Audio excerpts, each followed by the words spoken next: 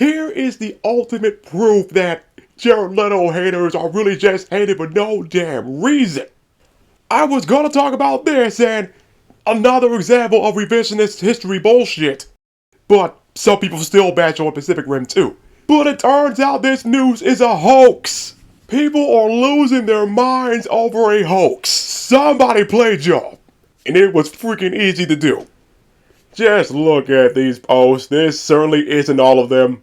And one of them I had to cut out because somebody said they're freaking off themselves.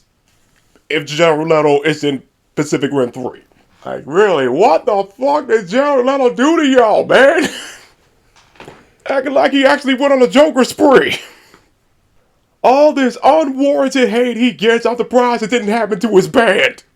I'm not even kidding about that. I didn't even know Jared Leto did some rock band side missions.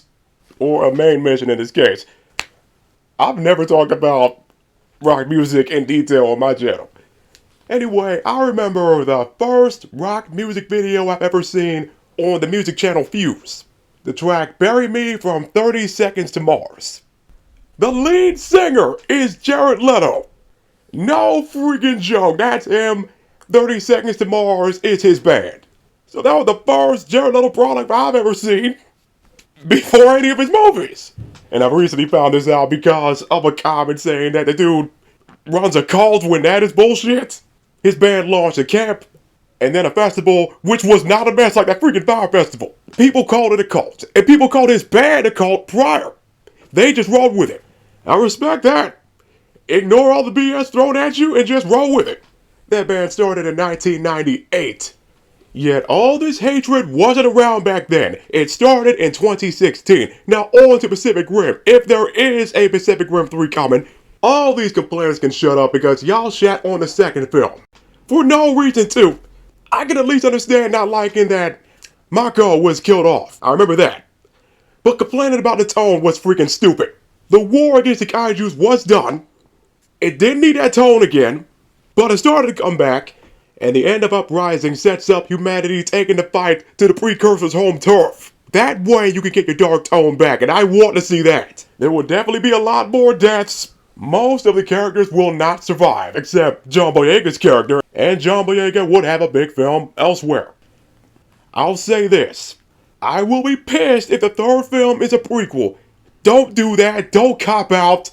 Don't use that to go back to the old dark tone because Uprising already set up a way to get that tone back. Plus, it is time to explain where the heck Godzilla and the rest are. In Uprising, there's an Easter egg showing a list of Godzilla kaiju like Gigan. And considering the mecha arm Kong had for a bit, it is time to really establish Pacific Rim in the Monsterverse universe, set up a middle point to the Monsterverse kaiju disappearing and the Pacific Rim kaiju showing up. And there is that new Godzilla film coming.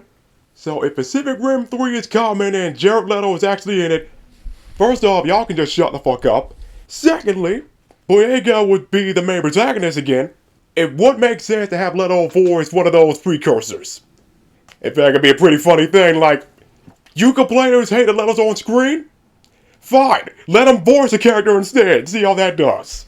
Get the mocap suit, and at this point, Leto really should stick to villain roles, since all these people will paint him as one. Just embrace it.